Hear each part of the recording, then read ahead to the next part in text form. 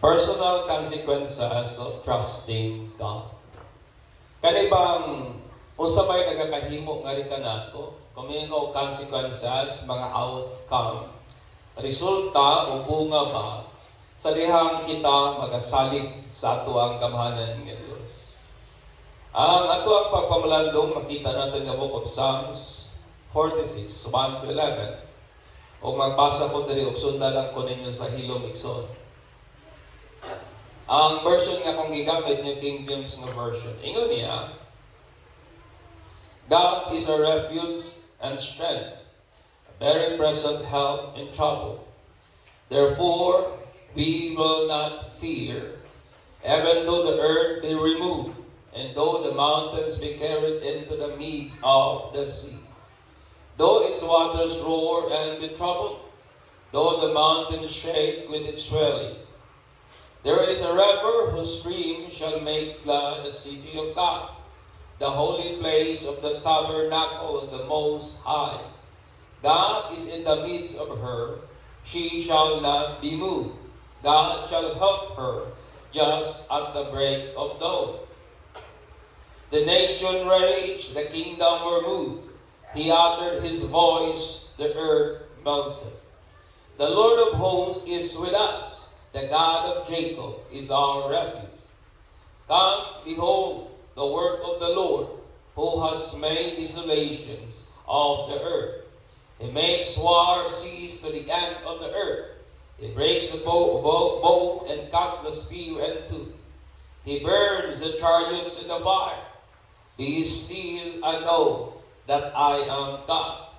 I will be exalted among the nations. I will be exalted in the earth. The Lord of hosts is with us. The God of Jacob is our refuge. Mga igsoon. Kinsa ba diri ninyo nakasulay og dula katubang trustful? Katubitaw magpatalikod ka dahil magpatumbag ka nga naabay magpasalig nga musalo nimo. Nakatry na ba mo ana? Di ba medyo kulpa imuhang pamati nga daw dili ka salon, bundak gyud ka mga igsoon. Kani nga klase nga dula nagtudlo og nagaghat ni kanato nga ma-develop pa ang atong pagka-masaligon. O kinipot nga dula nag-convey siya sa idea kabahin sa ato abang pagsalig pod sa Ginoo. Nga kung ikaw sigurado ka nga nay musalo nimo kay nagpasalig man siya nga salon lagi ka sa pikas nga bahin, dili ka magduha-duha, dili ka manuko, nga diin imuhang i-faithful ang imong kaugalingon in faith nga nagi mo salo nimo mga igsoon. Kining anak o sons of Korah man ang mga descendants po ni Korah. Nagsulat sila ni aning Psalms 46 o kani nga pagkasulat inspired sa trouble nga nahitabo sa Israel nga ang hinungdan kay may mga nasod ba nga moilog o buot nga moatake nila. O at that time, ang pinaka-powerful nga nation mao ang Assyrian nga nation, my friend. And this nation, ilahang ginaatake ang Judah, ang Israel at this certain period of time, ilalom sa pagdumala ni King nga Hezekiah. So ani nga Psalms, katulog gisulat sa Psalmist, ingon niya, God is our refuge or the God of Jacob is our refuge. Diba katulog ka higayon? Permero, sa ikaduha o ikatulong nga higayon, ingon niya, nga Ginoo mo atong dalampanan, ang Dios ni Jacob mo ato ang dalampanan. Ang word na refuge in verse 1, from the Hebrew word nga matchakche, kung sakto sa akong pag-pronounce, nga iyang kahulugan is refuge or shelter. Dampanan o kanabitang imuhang kataguan, shelter gikan sa rain or storm, gikan sa mga kakuyaw, o gikan sa mga kadaot o kadautan mga igsoon. That is the refuge kay gigamit sa verse 1. And then, ang refuge naman nga gigamit sa verse 7 and 11 is ang word nga misdah. It means a high place, secure heights, or strongholds. Mga dapit nga mga dapit ba nga kanang grabe gyud ka safety o mga kuta o mga baluarte, mga dapit nga ilang ginataguan at the time aron dili sila ma-atake sa kaaway mga igsoon. I want you to understand me nga maski kung sa pagkagwapo ng inyong balay, kada inyong balay dili na makapanalipod gikan sa kainit sa adlaw o gikan sa katugnaw sa kagabhion, dili kanya kayang i-shelter gikan sa store, gikan sa mga elements, mga igsoon, unless nga ikaw mo dwell sa maong balay. Amen. Amen. Di ba? Di magiging ka mapanaligdan kung dili ka musunod sa maong balay. Sa pikas po nga bahin, ang mountain o ang kaning ilahang mga strongholds, ilahang mga safe nga places, dili po makapanalipod nila gikan sa ilahang kaaway unless nga moadto sila anang lugara o mutago anang mga secure nga mga places, mga igsoon. Wala man siguro tayo mga strongholds sama sa ilaha during their days. Nga diin dito ta makadagan, panahon nga naay mga suliran o mga kakulian sa kinabuhi. Basta dihang mag-aampo ta, magabasa ta sa Bible. Sa dihang atong ipiko ang atong mga tuhod, sa dihang musimba ta, sa dihang mutuman ta sa kabubuton, katuyuan sa Ginoo. Maski pa nata sa mga challenges sa ato ang kinabuhi. Kana nga pamaagi atong ginapakita ang atong pagsalig sa Dios by taking refuge nga niya mga igsoon. Aning text nga atong ginapamalandungan, may tulong butang nga I want to impart, tulo ka personal nga consequences sa dihang atong katunan nga saligan gyud ang Dios. Sa dihang atong pilion nga igabutang ang atong pagsalig pa diha sa Ginoo. Nganong personal man, tungod kay inay mong tapat. Dili pwede nga ako'y nagtuo, ikaw madasig. Dili man na pwede. Dili pwede nga ako'y nagtuo, and then sa pikas nga bahay, ikaw ang naisog. It should not be. Tungod kay ang consequences o ang outcome sa dihang tao magasalig sa Dios, may personal nga kahimuan sa kung kinsa man na ang nagsalig sa Ginoo, mga igsoon. Amen. Amen. Mao na nga kinahanglan nga ang matagusan nato, katunan gyud nato ang magasalig sa Dios. Una, kining pagsalig nato sa Ginoo maghatag ba nato kaisog sa pag-atubang aning mga dili malikayan or dili mapugnan nga mga kakulian sa kinabuhi. Trusting God causes courage sa pag-face sa inescapable or inexorable nga mga circumstances. And verse 1 down to 3. Unsa man na ang ingon sa ingon sa Psalms nga bisan pag naay mga bagyo, bisan pag maplatan ng mountain, bisan pag ang dagat ang kabukiran lamuyon sa kadagatan, ingon ang nagsulat sa mga Psalms, dili yun mi magakahadlok. We will not fear.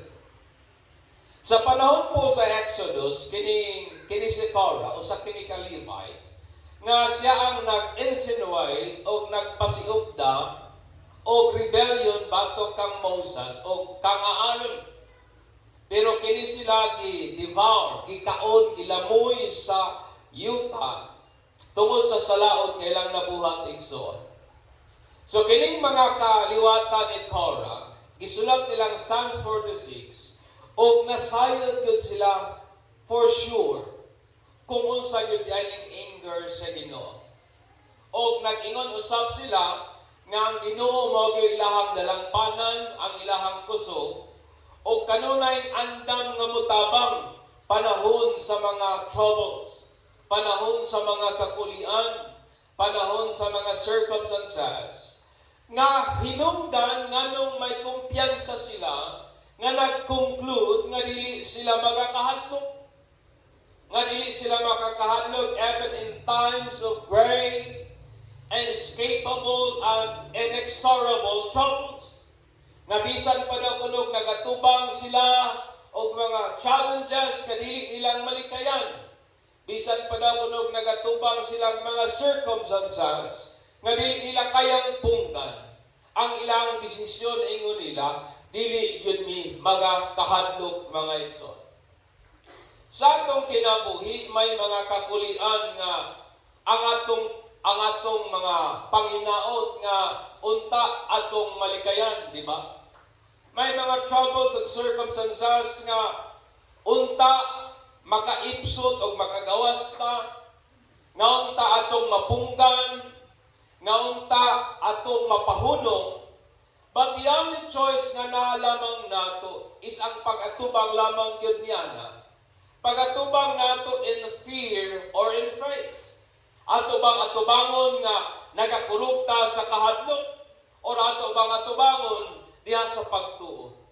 Atubang-atubangon nga diha sa katanaw o atubang-atubangon diha sa kaisog mga igsoon. Dili nato kaya likayan ang kamatayon, for that is inexorable. No one of us has the power to stop death, because death is inexorable. But that is the word inexorable. Dili nimo kayang punggan mga igsoon. Dili nato kaya i-halt o dili nato kaya parawon or paundangon ang bagyo sa pagkapurma ngadto sa Pacific Ocean, di ba nanobas? Kaya ba nimong punggan ang pagtagbo sa bugnaw o init nga hangin sa Pacific Ocean nga mag-create og kanang low pressure ngadto sa bagyo? None of us kaya nato ng punggan mga igsoon. Dili nato kaya punggan ang tectonic plates from colliding nga mag-create og massive nga force nga mo patay og sa yuta nga tong ginatindugan. None of us may kagahom nga pag may stop mundang ang linugwa, kita'y gahom niya na mga igsoon. Walay niyo sa nato nga may kagahom niya na nga mga realidad sa kinabuhi. Sa pikas nga bahin, kaya natong i-deny ang atong Panginoon, di ba? May mga tao pangutanon ni mo pila edad, di yun mutugan sa tinuod. Maingon na lang nga, pangutan lang ko sa bisan unsang pangutan ay lang ang akong edad. Kaya may mga tao nga in denial sa ilahang edad, pero sa pikas nga bahin, dili gid nato ika-deny o dili nato mapugad ang atong lawas from aging. Amen. Dili nato kaya pugnan ang atong lawas nga nagakatiguang. Dili nato kaya pugnan ang atong lawas from corrupting mga igsoon. Because you and I are subject to corruption. Kini atong lawas ulipon kini sa pagkamanunuton. Inanobas kaya ng punggan mga igsoon. Nasa pikas nga bahin, mukumpel nato pag magkatiguang na dayon ta, daghan na tag mga pangbation, then mapugos na rin ta gamit sa atuang mga savings o mga hinaguan nga kwarta, pagpalit og medication for maintenance purposes. Nga sa pikas nga bahin, it only adds burdens to life. Kada adlaw, tagpila ka tabitas imnon for maintenance reason. That is life. Kaya nimong ilimod ang imong edad, pero dili nimo kayang punggan ang imong lawas from aging. Bisan pagpila ka botox ibutang nimo sa imong nawo, di gyud nimo madinay nga mangyat-yat gyud ang imong liog pag-abot sa panahon. Whatever mga butang atong ginatubang sa kinabuhi, mga inescapable or inexorable na circumstances. Pwede na mga health issues, di ba? Natay mga concern usahay na nasa atong lawas, praying, hoping nga unta malikayan o maundang nato na. May mga balatian, sickness kita, nga atong ginabit-bit, ginahambin, nga atong panginaot, unta, wa na unta ni, unta, dili na ni magpadayon, unta, maundang, but wa kay laing choice. Kay naan naman na ang pag-atubang na lamang mga igsoon. Maybe some of us facing financial burden, mga family issues, setbacks, or troubles, nga atong ampo, tinguha, o pangandoy nga unta, malikayan nato or maundang makaha. Pero wa gyud tayo mahimo, kundi ang pagatubang lamang niya na mga igsoon. Nga ang pagsalig nato sa Dios, mo'y mohatag nato kaisog sa pagatubang anak nga maong mga issue, mga butang sa kinabuhi. Amen. Trusting God will cause courage in us sa pagatubang niya. Dili man nato kaya pugnan ang bagyo sa pagkamugna. Dili man nato kaya pugnan ang linog sa pagkahitabo. But ang realidad is this: storm and earthquake always end. Amen. Amen. Nga, ang bagyo, ang linog, kanunay mahuman o mahuman diyon na. Huwag yung laing bugtong maayong pamaagi. Nga magmadaogon ta, batok sa atong kahadlo. Mawang pagsalig sa Ginoo. Amen. Amen. Maybe some of us are facing mga balatian nga di yun mo maligayan. Saan mo pagligay? Naasa imo ha? But the only choice we have is to face it. Pero sa pikas nga bahin, kung kanuna nato ang pagsalig sa Ginoo, magahatag kini nato kaisog. Kaisog. Kaisog. Kaisog. That's why nga ng writer, nga, bahala paglamuyon sa kadagatan ang kabukiran.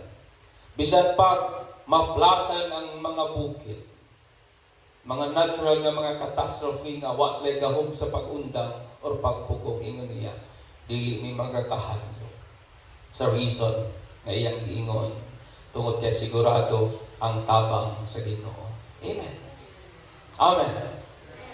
Wa gyud laing maayong pamaagi nga magmadaugon ta batok sa mga unescapable or inexorable nga mga circumstances. Mao gyud ang pagsalig sa atong gamhanan nga Dios. Ikaduha, ang pagsalig nato sa Ginoo mohatag nato kagaan o kalipay ba diha sa kasiguraduan sa iyahang tabang, that is the word lightness. Kagaan, kalipay, nga may kahimo ka sa pagkalipay bisan pag nay mga ginakabalak-an nimo sa kinabuhi. And verse 4 down to 7. Blithe means a happy, light-hearted character or disposition. Gaan nga mga pagbati, gaan nga kasing-kasing. Even though nagatubang ka og mga project, bisan pag nagatubang ka og mga butang nga ang ayong ikabalaga mga igsoon. Sa diyang ang tao, lantaw nato nga malipayon. Sa diyang ang tao, pag-inaw nato nga nagmalipayon. Gawas lang kung ganang tawhana, nalisuan at pangutok. Di ba? Na may mga tao na nagsigig-smile kay wa na dahil sa saktong pangisip. Linga daw na imong tapad o napa ba na sa saktong pangisip? Napa, eh? Kitang tanan napa sa saktong pangisip. Oy. Amen. Napa ba mo diha? Kana nga klase nga kalipay, it caused by something wonderful or great. Kana nga klase nga kagaan sa pagbati, tinukmod ka na sa butang nga nindot og maayo, nga iyahang gibatunan, gilauman, o gituuhan nga tinuod mga igsoon. Ang anak ni Korah, naghatag silang reason nga nung gaan ang ilang pagbati, bisan nagatubang silang bugat na suliran. Ingon nila, according to them, sa reason nga ang Jerusalem dili yun madaog sa Assyrian nga nation. kaya ang Ginoo naaman diha niya. Kaya ang Ginoo ang kaning tabernacle sa Dios naman sa Jerusalem. O ang Ginoo naa nagpuyo taliwala niya na o ingon niya nga ang tabang sa Ginoo sama kasigurado sa pagsubang sa adlaw mga igsoon. Amen. Ay nga dili mi pasagdan sa Ginoo because kining among lugar iya ni sa Dios. And God will fight for us. God will defend us. God, ingon pa niya, panaligtan gyud mi niya. Ug ang tabang sa Ginoo ingon pa sa mga anak ni Korah, sama kasigurado sa pagsubang sa adlaw mga igsoon. Sa mga panahon sa mga troubles nato sa kinabuhi, ang tabang sa Ginoo sama kasigurado sa pagsubang sa adlaw matag sayong buntag mga igsoon. Mo lang akong kumbinsido kita o sigurado kita nga ang adlaw musubang ing anak gyud pod kasigurado ang tabang sa Dios in times na naata sa mga troubles mga igsoon. O kana nga certainty, kana nga assurance sa kasiguraduhan sa tabang sa Dios, magahatag pagkagaan sa atong kasing-kasing, mag-ease sa atong burden and pain, o magahatag pag-smile sa atong mga panagbuhay. Amen. Kabantay ba mo anang grabe na gyud imong bayronon ba? Dako kay ka og bill sa ospital. Andin na day taong imong giduulan nga gihatagan kag assurance nga ay kabalaka. Hatagan ta ka og pagbayad. Di ba mo gaan ang imong pagbati? Napa ba mo diha?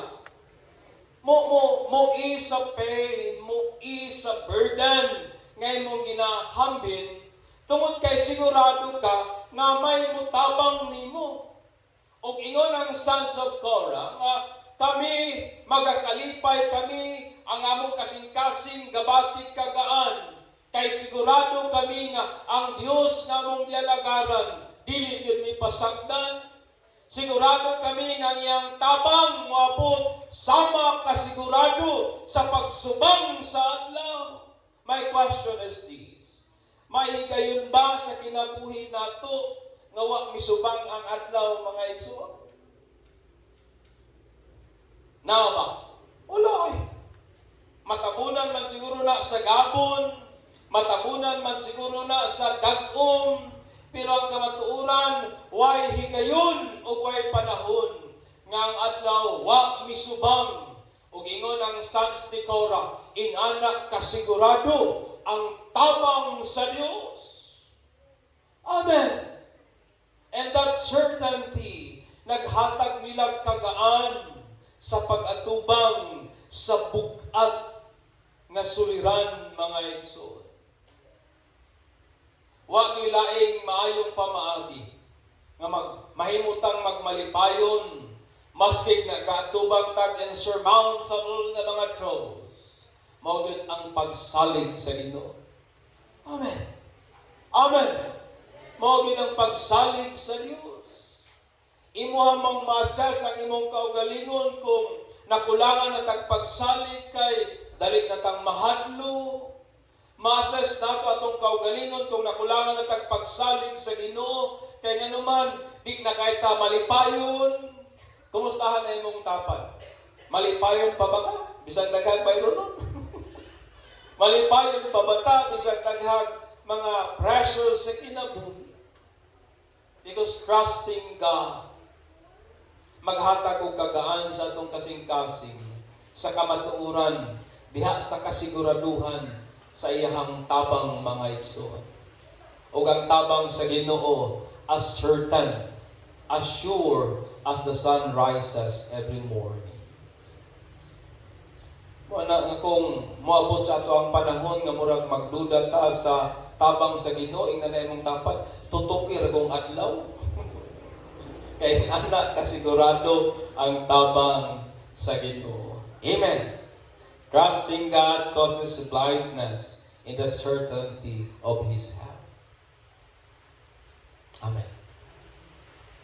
Ikatulo, Trusting God causes relaxation in the knowledge of what He has made.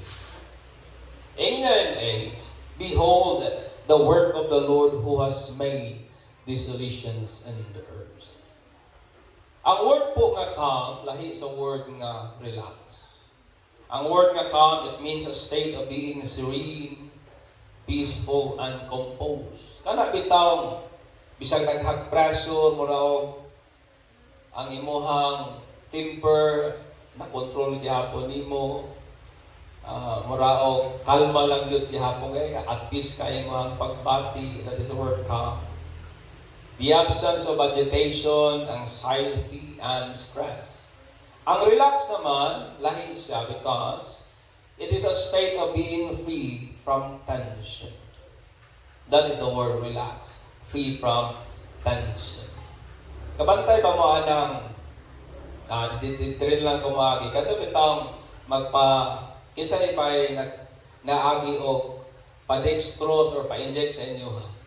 Di ba usahay sa sobra nato kakulba, mangusog ta ba? Di ba mangusog ta? O sa laingon sa ima, sir, relax lang imuhang kuan sir ha, or ma'am. That is the word relax, to ease the tension. Kaya usahay sa mga pressure sa kinabuhi, mangusog manguta pag-ayo, matense ta pag-ayo, mamura kang atong hunahunag kasing-kasing, ginabinat pa. That's why we need to relax, to ease the tension, mga igsoon. Ang psalmist, iyang gi-encourage ang iyang mga reader to behold, to look, to perceive sa mga butang nga gipangbuhat na sa Ginoo. Ay natanaw ra gud ninyo ang gibuhat sa Dios. Sama sa buta, sama sa ilahang gihimo. Mibalik lang taw sila sa kung giyon sa sila pagluwas sa Dios. Mibalik lang taw sila kung giyon sa paglupig sa Dios ang mga nasod nga mas gamhanan pa nila. Gibalik lang taw nila kung giyon sa sila pagluwas sa Ginoo, gikan sa gahom sa mga Ehiptohanon. Gikan sa mighty armies po ni Pharaoh, kung giyon sa paglupig, pagbuntog sa Dios ang ilahang kaaway, o giyon sa sila paghatag sa Dios sa mao nga kadaugan. Dilug ba nilantaw sila og balik? Kini nga verse nagtudlo nato nga ato pong balik lang taon ba, og atong pamalandungan with pleasure, that is the word contemplate. Pamalandungan nato nga ato bang hinamon ba pag-ayo ang mga butang nga gipangbuhat na sa Dios sa atong mga kinabuhi. Dili tong butang nga iyahang pagahimuon pa, kundi atong balik lang taon katong mga butang nga gihimo na sa Dios sa atong mga kinabuhi. Samtang nagahamtong kita sa pagtuo, nagaka-realize nato kining mga realidad sa kinabuhi. Mubati ta o makasinati tag mga tension nga ang cause, mga present nga circumstances. Amen ba? Kining ato mga bayro noon, usahay, it cause tension sa ato kasing-kasing o hunahuna. Kining mga present nato nga ginatubang o ingon man ang ugma nato nga mga ginakabalakhan, it create tension, mga igsoon. And then, mag-create og pagduha-duha nga buot mo, buot magdumala sa atong mga kasing-kasing. Fighting the tension, ngayon ipahugot ang tension, leveling the pressure, iyapang ipalabaw, ipakusog pa ang pressure, making us forget the benefits of the Lord, to the extent nga ato na dayang malimtan ba ang mga butang gibuhat sa Dios sa atong mga kinabuhi. Muna sa pikas nga bahin, dako kay ikatabang nga rin kanato. Kung atong balik lang taon, o atong i-reassured sa atong kaugalingon, sa unsamang mga butang nga gipanghimo na sa Dios sa atong mga kinabuhi. Amen. Ato bang balik lang taon, ato bang labason pag-usap sa atong mga panumduman ba?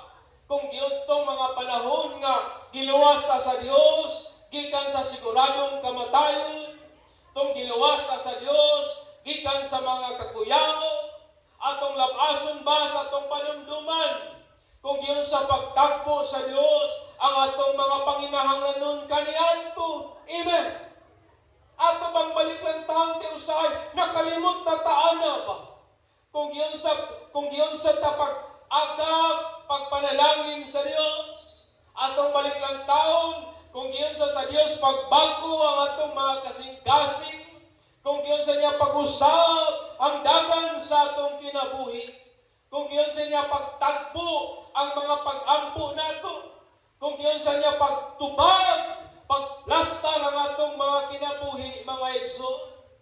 We must look back niana og atong labaso na pag-usab sa atong una-una, which in the process kung ato ng pagabuhaton, muhatag o kagaan, muhatag o pahiyom sa atong masulupon nga panagway, mga igsoon. In short, it relaxes our mind in our heart.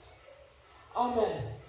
Kabantay ba mo niana nga kung nakay giato ba nga suliran karon, remembering how God helped you in the past will ease the tension nga imuhang ginasuffer at the present. Kabantay ba mo niana? Napa ba mo diha? Muna nga dili nato limtan ang mga gibuhat sa Dios sa ato ang kinabuhi. That's why ingon si David, ayaw gyud ninyo hikalimti ang pagkamaayo sa Dios.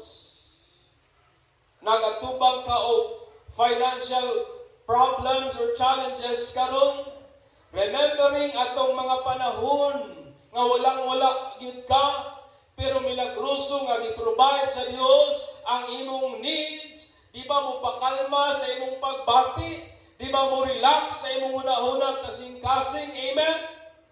Nakatubang ka sa una o grabing mga trials, yet imong nahinumduman nga sa milagrosong pamaagi, gipanginlabutan sa Dios ang imong circumstances, o karon nakatubang ka o managsama gyapon nga suliran, remembering and contemplating the past.